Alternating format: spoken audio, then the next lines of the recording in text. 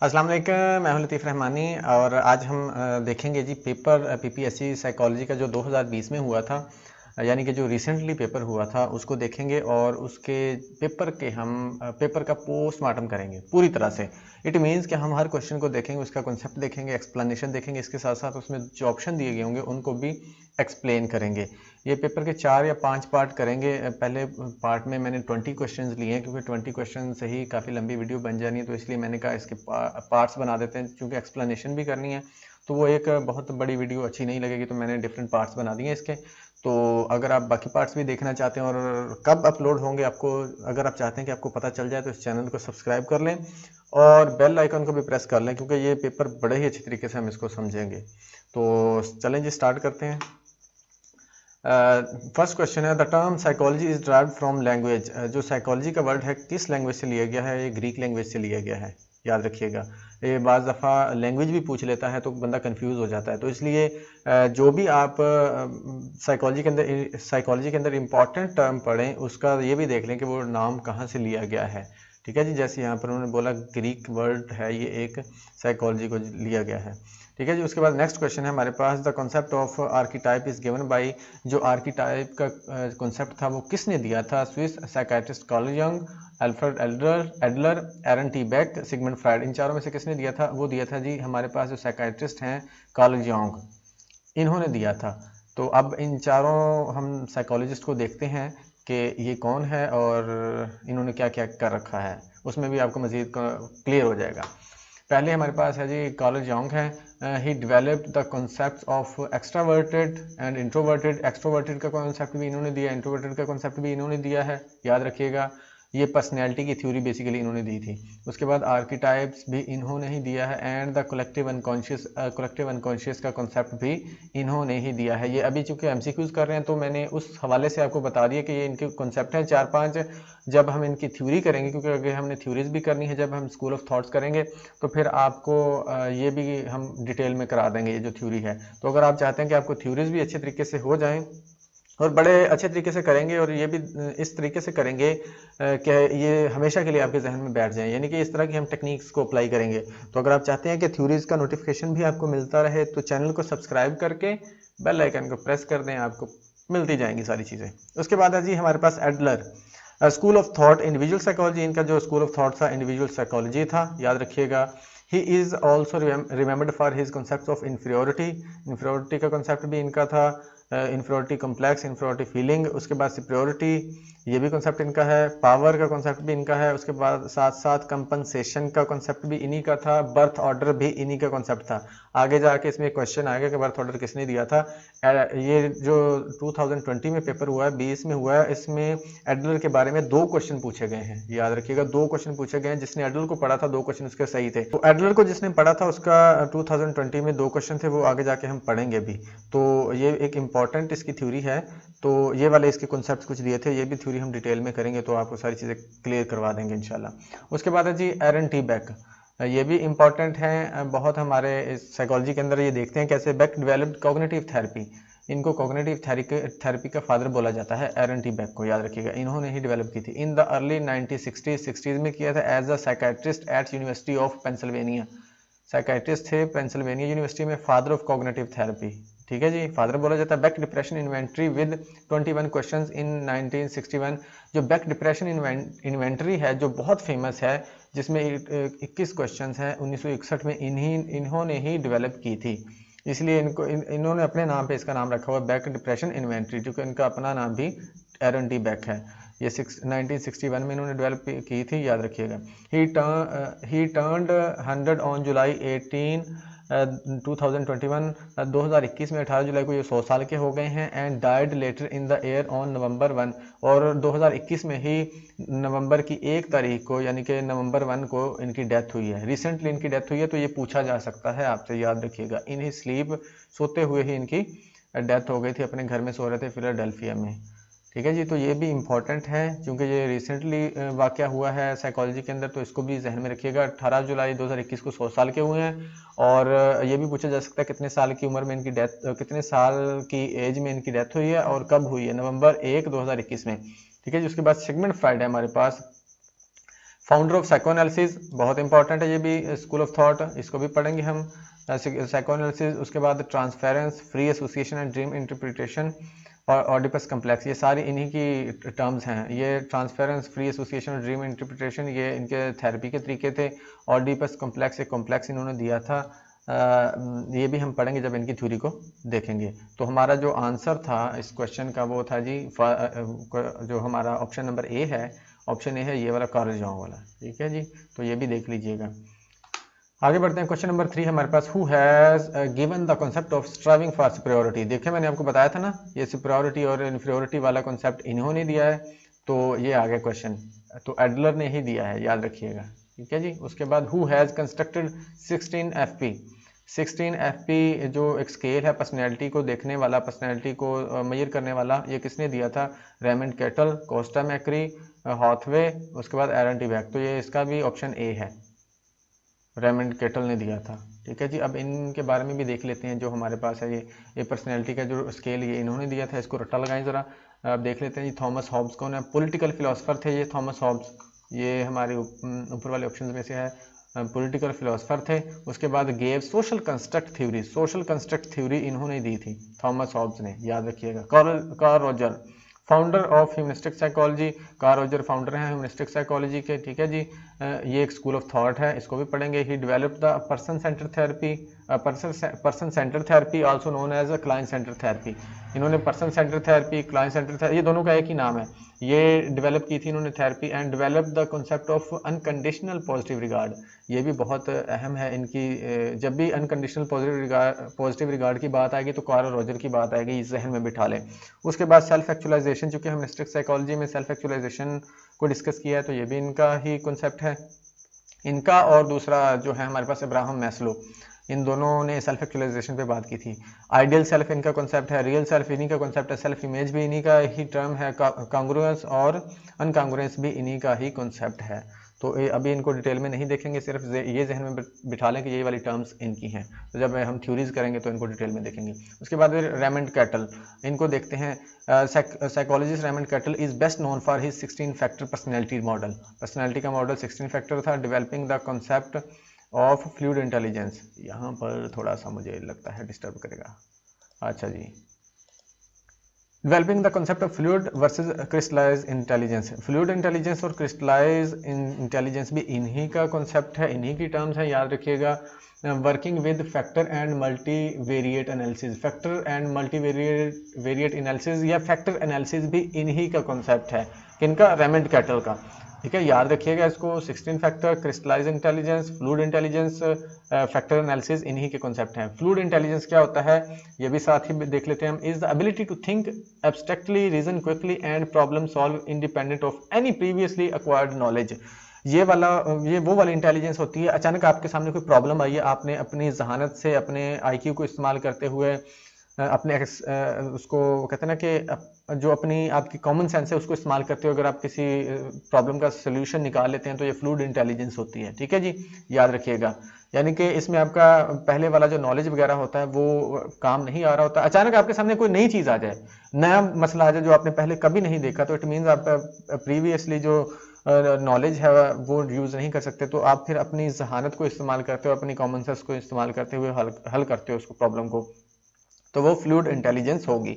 उसके बाद crystallized intelligence है, is the ability to use skills, knowledge and experience, अपना प्रीवियस नॉलेज, स्किल्स को यूज करते हुए, एक्सपीरियंस को यूज करते हुए जो आप प्रॉब्लम्स को सॉल्व करते हो वो आपकी क्रिस्टलाइज्ड इंटेलिजेंस होती है, याद रखिएगा। स्किल्स वगैरह को जब यूज करोगे तो क्रिस्टलाइज, जब अपनी कॉमन सेंस को या अपने जहानत को इस्तेमाल करोगे तो फ्लूइड इंटेलिजेंस, ठीक है जी। उसके बाद फैक्टर एनालिसिस, ये कौन सी, ये भी इन्हीं की टेक्निक है। Is a technique that is use to reduce a large number of variables into fewer number of factors. हाँ जी, ये बहुत बड़ा अगर आपके पास नंबर है तो उसमें से आप उन नंबर को कम कर दो, किसी वजह से उनको कम कर दो तो वो फैक्टर एनालिसिस होगा। ये इन्होंने टेक्निक यूज़ की थी। मैं आपको एग्जांपल से समझाता हूँ कि जो इन्होंने 16 फैक्टर बनाया था ना, इसके पहले आइटम्स थे 171, 171 आइटम से, बाद में इन्होंने ये वाला एनालिसिस करके, ये वाला टेक्निक अप्लाई करके इसको कम करते करते करते 16 पे ले गए, ठीक है जी। जब एल्बर्ट ने यही वाला फैक्टर डेवलप किया था, ये एल्बर्ट ने स्टार्ट किया था, याद रखिएगा। एल्पर ने इसको स्टार्ट किया था। जब इसने स्टार्ट किया था तो कहा जाता है कि 4000 आइटम्स उसने ली थी, 4000 पर्सनैलिटी फैक्टर या करेक्टरिस्टिक्स को उसने इकट्ठा किया था। कम होते होते होते होते जब कैटल के पास आई बात तो 171 रह गए थे, फिर इसने मजीद इसमें से निकाल के 16 बाकी रह गए थे, यानी कि जो ओवरलैप कर रहे थे, जिनके एक ही मीनिंग थे, उनको भी निकाल दिया, और मतलब इस तरह की चीज़ें करते करते इसको कम करते करते 16 पे ले गए। ये वाली चीज़ क्या थी? फैक्टर एनालिसिस, या इसको फैक्टर मल्टीवेरिएट एनालिसिस भी कहते हैं, कि यानी कि जो चीज़ें ओवरलैप कर रही थी उनको निकाल दिया था। ठीक है जी, उम्मीद है आपको समझ आ गई होगी। अगर आपको ये चीज़ समझ आ गई है ना, पहले कभी नहीं आई थी, तो चैनल को जरूर सब्सक्राइब कर लें। ठीक है जी, आगे बढ़ते हैं। Costa and McCrae. Costa and McCrae develop the NEO personality inventory, new personality या न्यू PI, जो ये भी पर्सनैलिटी इन्वेंट्री है, two major neuroticism, extraversion, openness. पहले इन्होंने डेवलप किया था न्यू PI, जिसमें ये 3 फैक्टर्स ही सिर्फ मेजर होते थे पर्सनैलिटी के। उसके बाद later they develop the revised new PI, फिर उन्होंने इसको रिवाइज किया, जिसमें उन्होंने एग्रीएबलनेस को और कॉन्शेंशियसनेस को भी ऐड कर लिया। ये 5 फैक्टर्स इसमें बाद में मेजर होने लग गए थे। ठीक है जी, इसके जो आइटम्स थे वो थे 240 आइटम्स थे, इन्होंने जो न्यू PI या पर्सनैलिटी इन्वेंट्री बनाई थी। ठीक है जी, आगे बढ़ते हैं। हॉथवे एंड जेसी मैकिनले, ये कौन थे? Develop the Minnesota multiphasic personality inventory in 1939। ये भी इंपॉर्टेंट है जी। MMPI किसने डेवलप किया था? वो किया था जी हॉथवे एंड जेसी मैकिनले 1939। कुछ लोग इसको 1939 कहते हैं, कुछ लोग 1940 कहते हैं, लेकिन मैंने 2-3 जगह पे देखा है तो मुझे 1939 ही मिला, तो मैंने इसी पे लगा दिया। ठीक है जी। The current MMPI2 has a total number of 567 items हैं जो अभी यूज हो रहा है करंटली, एंड MMPI2 RF जो रिवाइज था उसके 338 यानी कि 338 आइटम्स हैं। ठीक है जी, जो इन्होंने MMPI बनाया था। जो यूज हो रहा है करंटली उनके 567 हैं। जो MMPI2 है जो रिवाइज्ड है उसके हैं 338, तो इसको भी याद रखिएगा। आगे बढ़ते हैं जी। Question number 5, the most dangerous stage of injury in prenatal development is, ये है हमारे पास एम्ब्रियोनिक, कि जब कोई औरत मतलब कि प्रेग्नेंट होती है तो उस वक्त कौन सी स्टेज ऐसी होती है जो ज़्यादा डेंजरस होती है, बच्चे के लिए ज़्यादा नुकसानदेह होती है, तो वो एम्ब्रियोनिक होती है। एम्ब्रियोनिक क्यों होती है वो अभी देखते हैं। तो concept of birth order given by, birth order वाला, ये देखें बर्थ ऑर्डर वाली बात आ गई ना, ये भी एडलर ने दिया था, मैंने आपको बताया था। इस पेपर में 2 क्वेश्चन आए हुए थे, तो ये भी खासा इंपॉर्टेंट था। अब देख लेते हैं स्टेजेस को। As in case of the germinal period, germinal period often the mother does not yet know, ये जो जर्मिनल पीरियड होता है इसमें मदर को पता भी नहीं होता कि वो प्रेग्नेंट है। ठीक है जी। It is during the stage that the major structure of the body are taking form, ये एम्ब्रियोनिक पीरियड होता है जब बच्चा ना फॉर्म ले रहा होता है, उसकी बॉडी डेवलप हो रही होती है। ठीक है जी। The time when the organism is most vulnerable, इस वक्त वल्नरेबल होता है to the greatest amount of damage if expose to harmful substances, अगर किसी तरह से उसको कोई भी उसको नुकसान पहुंचेगा तो वो बहुत ज्यादा मुतासर होगा इस एम्ब्रियोनिक पीरियड में, क्योंकि उस वक्त उसकी बॉडी शेप हो रही होती है, उस वक्त वो बहुत नाजुक सूरत हाल में होता है। एम्ब्रियोनिक पीरियड होगा ये। ठीक है। This stage run from the 5th through the 10th week, ये 5 से 10 में 5वें वीक से लेके 10th वीक तक होती है, 5th से 10th वीक तक होती है। ठीक है जी। A fetus is a prenatal human being between the embryonic stage and birth, ये बर्थ एम्ब्रियोनिक स्टेज और बर्थ के दरमियान वाली स्टेज होती है फीटस वाली। ठीक है जी, याद रखिए। The fetal stage extends from the beginning of the 9th week, 9वें वीक से ये शुरू हो जाती है। Fertilisation of about 38 weeks after fertilisation which is the average time of birth. The fetal stage last a total of approximately 30 weeks, ये 30 weeks तक रहती है ये वाली फीटल्स वाली स्टेज। तो ये तीनों स्टेजेस भी आपको पता होनी चाहिए। ठीक है जी, ये इसके बारे में भी क्वेश्चन आ सकता है, ये देख ले 2020 में आया हुआ था, तो उम्मीद है कि आपको समझ आ गई होगी। ठीक है जी। एम्ब्रियोनिक पीरियड है, एम्ब्रियोनिक स्टेज है। उसके बाद concept of birth order given by Adler. Next है जी 7, मीनिंग ऑफ डिमेंशिया। डिमेंशिया जो इंटेलेक्चुअल एबिलिटीज़ है, डिक्लाइन है, इंटेलेक्चुअल एबिलिटीज़ को जो मुतासर करती है चीज़, यानी कि हमारी कोग्निशन को मुतासर करता है। डिमेंशिया ये एक प्रॉब्लम होती है, बीमारी होती है। ठीक है जी, जिसमें हम सही तौर पर सोच ना सकें, हमारी कोग्निशन काम ना करे, तो इंटेलेक्चुअल डिक्लाइन ही कहलाता है वो। उसके बाद 8 है psychologist who has contributed in cognitive development is, कौन सा साइकोलॉजिस्ट है जिसने कॉग्निटिव डेवलपमेंट में अपना रोल प्ले किया? कॉग्निटिव डेवलपमेंट में दो लोगों ने बहुत रोल प्ले किया था। एक तो आपके पास जीन पियाजे है, याद रखिएगा, एक तो आपके पास जीन पियाजे है, दूसरा भी मेरे जहन में नहीं आ रहा, जब जहन में आएगा तो मैं आपको बताता हूँ। ठीक है जी, जीन पियाजे ने कॉग्निटिव डेवलपमेंट पे बहुत काम किया था।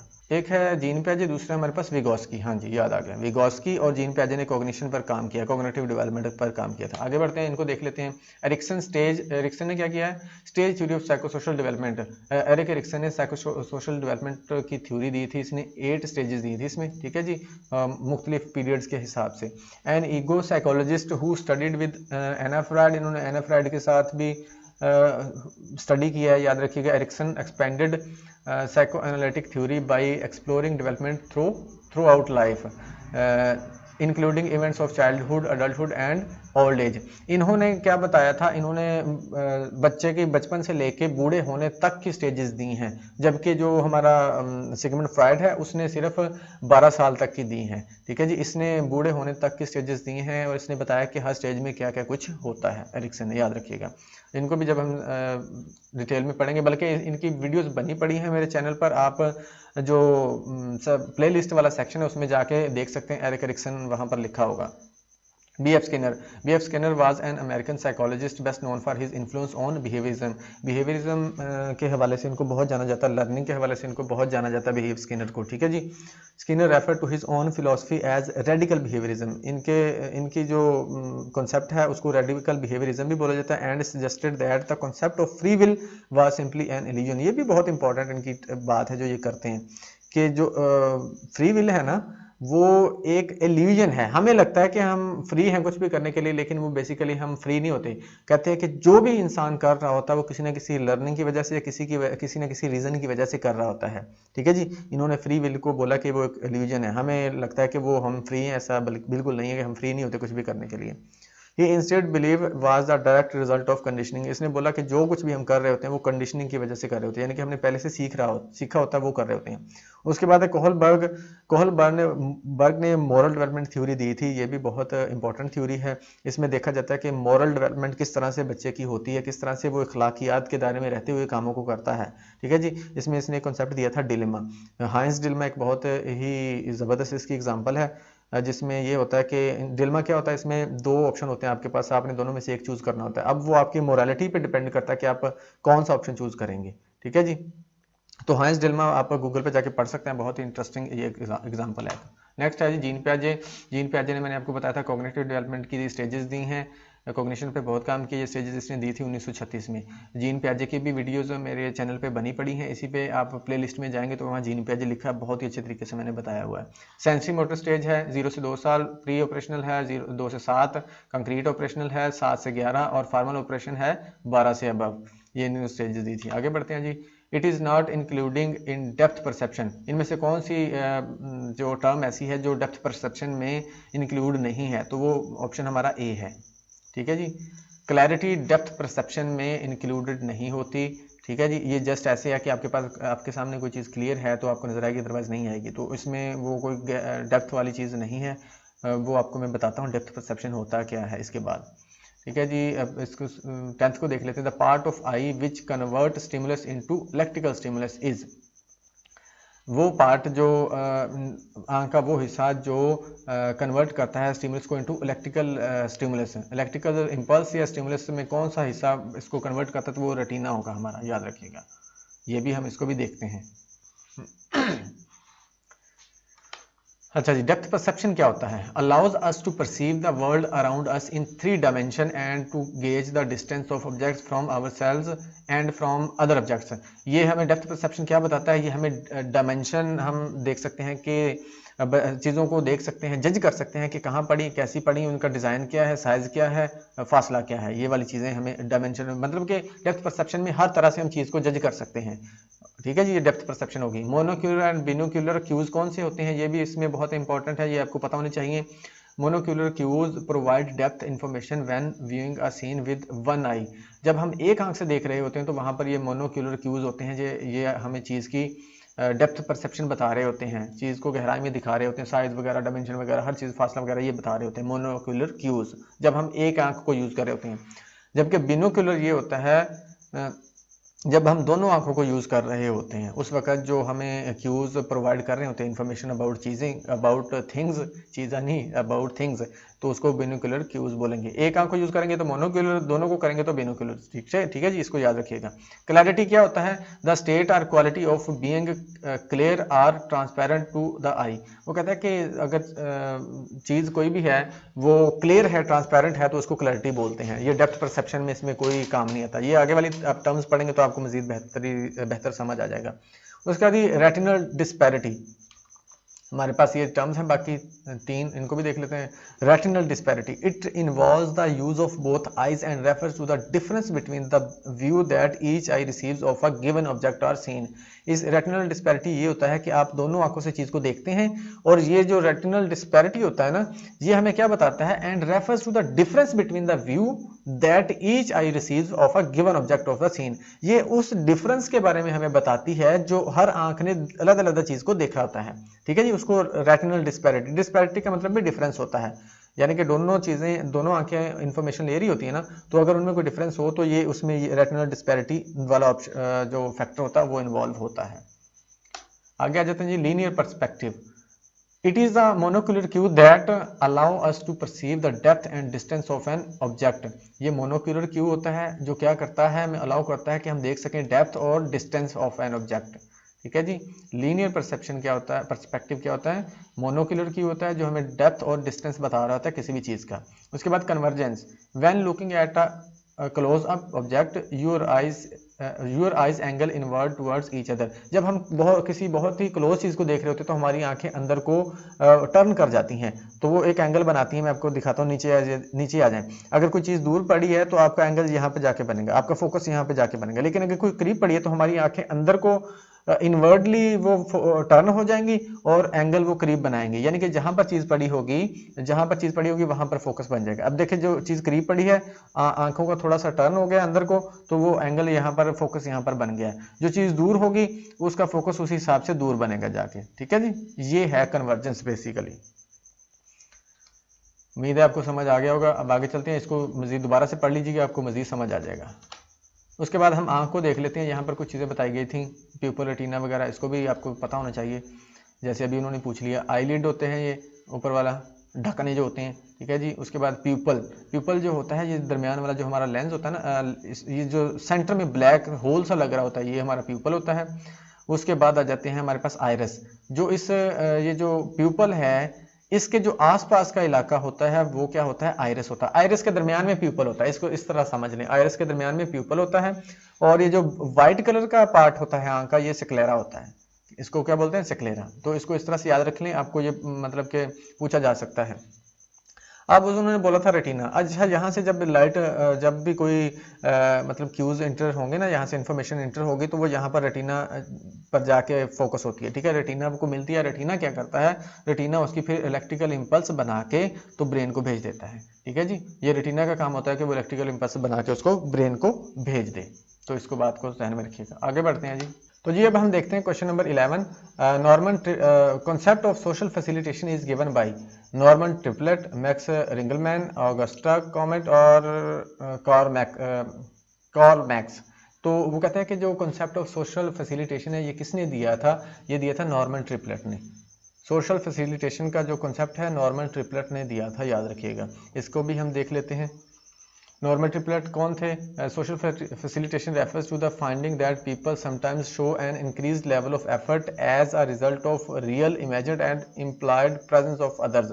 वो कहता है social facilitation refer to the finding that people sometimes show an increased level of effort as a result of the real, imagined और इम्प्लाइड प्रेजेंस ऑफ अदर।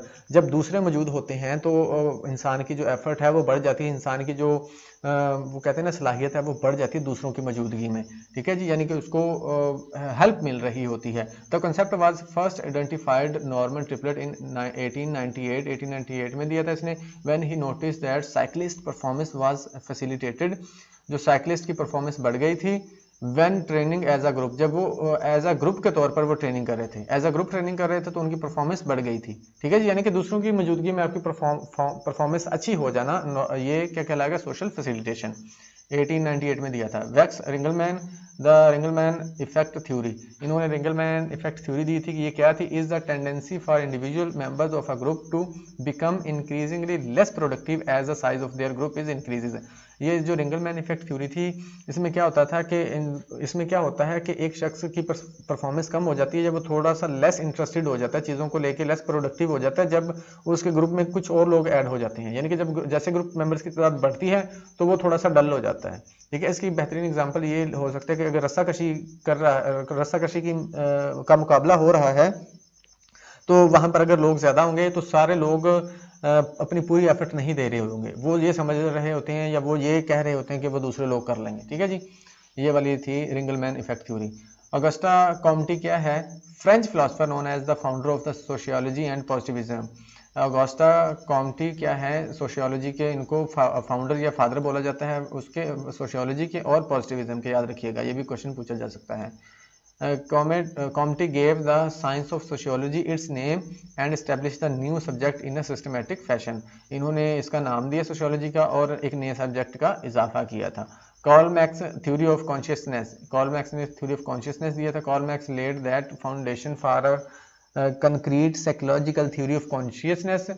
इन्होंने थ्योरी दी थी that open completely new perspective for psychological science, जिसने एक नया ही दरवाज़ा खोल दिया था, नया ही पर्सपेक्टिव दिया था साइकोलॉजिकल साइंस के अंदर। हाँ जी, आगे हमारे पास क्वेश्चन नंबर है 12। Social loafing is the phenomena when people exert dash to achieve goal when they are in group. वो कहते हैं कि सोशल लॉफिंग कौन सा फिनोमेना होता है, when people exert less effort to achieve goal when they are in group. वही ऊपर वाली बात, जब लोग किसी ग्रुप में होंगे तो वो सोशल लॉफिंग का शिकार हो जाते हैं, यानी कि वो लेस एफर्ट करते हैं, वो दूसरों की मौजूदगी में काम थोड़ा कर रहे होते हैं, इसको सोशल लॉफिंग बोलते हैं। आगे आ जाते हैं question number 13। Most in education and psychology वो यूज, साइकोलॉजी और एजुकेशन में कौन सा स्केल यूज करते हैं, हम इंटरवल स्केल यूज कर रहे होते हैं। ठीक है जी, इंटरवल स्केल यूज कर रहे होते हैं साइकोलॉजी और एजुकेशन के अंदर। क्वेश्चन नंबर 14, इनको देखते हैं चारों स्केल्स को, ये वाला क्वेश्चन पढ़ लें। Which abbreviation is allowed in AP, AP ने कौन सी एब्रीवेशन आपको अलाउ की हुई है, तो वो IQ है, IQ लिखा जा सकता है। ठीक है जी, ये इसने अलाउ किया हुआ कि आप IQ यानी कि इंटेलिजेंस क्वोशेंट को IQ लिख सकते हैं। अब हम देख लेते हैं हमारे पास जो स्केल्स हैं। Nominal scale, nominal variables also called categorical variables can be placed into categories. Nominal में सिर्फ आप कैटेगरीज का नाम दे सकते हैं, they don't have a numerical value, ये न्यूमेरिक वैल्यू उनमें नहीं होती। ये वो वेरिएबल्स, नॉमिनल वेरिएबल्स वो वेरिएबल जिनमें न्यूमेरिक वैल्यू नहीं होती। आप इस तरह समझ सकते हैं, नॉमिनल से नेम हो सकता है, नेम वगैरह होते हैं ये। ठीक है जी, इसमें नॉमिनल होते हैं। ऑर्डिनल स्केल कौन से होते हैं, the ordinal scale contains things that you can place in order. Ordinal से ऑर्डर, ये वो स्केल होते हैं जिसके अंदर आप चीज़ों को ऑर्डर वाइज लिख सकते हैं। For example hottest to coldest, hottest to heaviest, lightest to heaviest, richest to poorest, यानी कि इस तरह से आप ऑर्डर बना सकते हैं, चीज़ों का ऑर्डर में लिख सकते हैं, इसको ऑर्डिनल स्केल बोलेंगे। इसमें पीछे वाले नॉमिनल स्केल की खसूसियात भी होती हैं। ठीक है जी, interval scales and interval scale has ordered numbers with meaningful divisions. Interval scale ये होता है कि इसमें जो जीरो है वो एग्जिस्ट नहीं कर रहा होता है, यानी कि इसकी जो वैल्यू है वो कहीं ना कहीं आ रही होती है, हमें मिल रही होती है, छोटी मिल रही होती है, लेस देन मिल रही होती है या ग्रेटर देन मिल रही होती है, जीरो नहीं होती, इसमें एग्जिस्ट नहीं करता जीरो। इसलिए कहते हैं कि एजुकेशन और साइकोलॉजी में यही यूज़ किया जाता है, क्योंकि जो जब भी आप कोई रिसर्च करेंगे तो आपको जीरो रिजल्ट कभी नहीं मिलेगा। ठीक है जी, तो इंटरवल स्केल ज़्यादातर यूज़ किया जाता है। रेशो स्केल के में एक चीज़ याद रखिएगा, इंटरवल स्केल में पीछे वाली दोनों स्केल्स की खसूसियात मौजूद होती हैं, और जो रेशो स्केल है इसमें पीछे वाले तीनों स्केल्स की खसूसियात मौजूद होती हैं। ये जो रेशो स्केल होता है ये एग्जैक्टली इंटरवल स्केल की तरह ही होता है, लेकिन यहाँ पर जीरो एग्जिस्ट करता है, यानी कि यहाँ आपको जीरो वैल्यू भी मिल सकती है। ये वाला स्केल ऐसा स्केल है। ठीक है जी, यहाँ पर आपको जीरो, अगर जीरो आ गया आंसर तो इट मीन्स कि वो कोई भी चीज़ वहाँ पर एग्जिस्ट नहीं करती। आगे बढ़ते हैं जी, question number 15। The part of brain which control hunger, कौन सा पार्ट है जो हंगर को कंट्रोल करता है, वो है जी hypothalamus. Option A hypothalamus.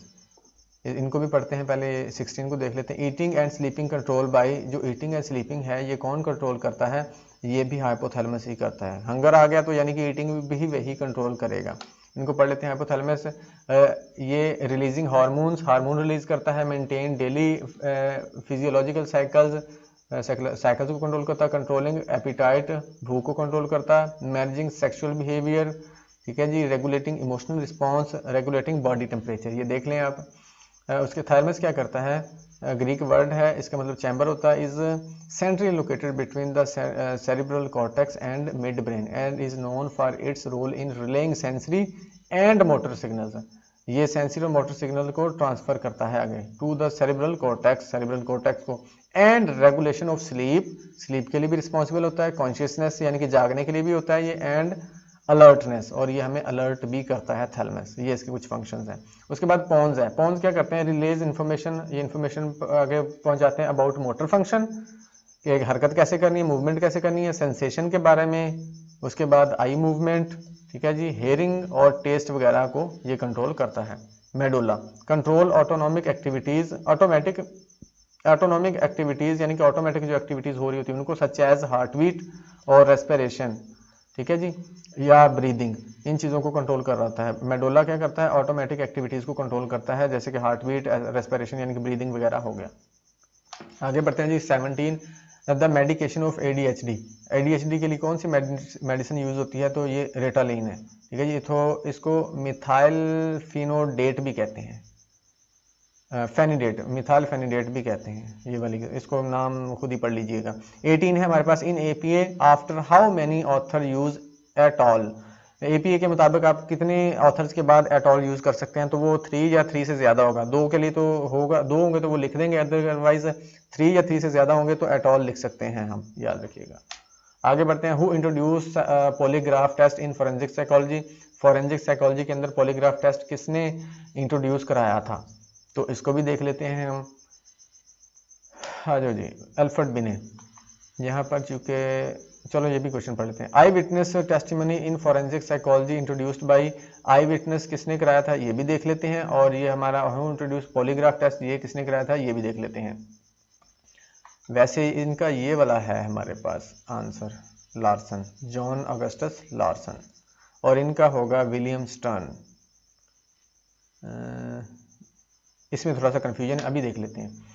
Alpha ने क्या, कौन थे जी, इन्होंने क्या किया था, finding a way to distinguish children with cognitive impairments. इन्होंने इंटेलिजेंस पे काम किया था, जो अल्फा ने इन्होंने इंटेलिजेंस पे बहुत काम किया था, ठीक है जी। He worked with Simon to devise intelligence test. आगे बात, the first of which was introduced in 1905 में इन्होंने पहला स्केल बनाया था, known as the Binet Simon. Scale का नाम है बिने साइमन, इंटेलिजेंस स्केल था, 1905 में डेवलप किया था, याद रखिएगा। और उसके बाद है William stern, the stern psychologist William stern introduce the idea of intelligence quotient. इन्होंने IQ का आइडिया दिया था विलियम स्टर्न ने, ठीक है जी, IQ का आइडिया इन्होंने दिया था। Titchener establish the psychological school of thought known as structuralism. Structuralism इन्होंने डेवलप किया था। उसके बाद है थी Munsterberg. Hugo Munsterberg is also well known for his contribution forensic psychology. तो मंस्टरबर्ग आएगा जी उसका आंसर, फॉरेंसिक साइकोलॉजी में इन्होंने रोल प्ले किया है। हिज इन 1908 में book on the witness stand detailed how psychological factors can influence the outcome of a trial. In the book, the discussed problems with eyewitness testimony, false confessions and interrogations। यानी कि forensic psychology पे मंस्टरबर्ग ने बहुत काम किया है, इसको आप देख लीजिएगा। 1908 में इन्होंने एक बुक भी लिखी थी, ऑन द विटनेस स्टैंड, ठीक है जी, ऑन द विटनेस स्टैंड। और कौन से, आई विटनेस टेस्टिमनी, फॉल्स कन्फेशन और इंटेरोगेशन। तो इट मीन्स के जो हमारे पास मंस्टरबर्ग है वो है लास्ट वाला। तो ये हो गया जी हमारे 20 क्वेश्चंस। उम्मीद है कि आपको समझ आ गई होगी, और अगर आपको समझ ना आई हो तो इसको दोबारा से देख लीजिएगा। मैंने थोड़ा सा स्पीड में पढ़ा है क्योंकि ये वीडियो काफ़ी लंबी हो रही थी। तो उम्मीद करता हूँ कि आपको ये समझ आ गया होगा और आपको फ़ायदा ज़रूर पहुँचा होगा। अगर आपको अच्छा लगा तो इस चैनल को ज़रूर सब्सक्राइब कीजिएगा, और PPSC की तैयारी के लिए किसी और के साथ भी इसको ज़रूर शेयर कीजिएगा। तो मिलते हैं जी नेक्स्ट पार्ट में, तब तक के लिए अल्लाह हाफिज़।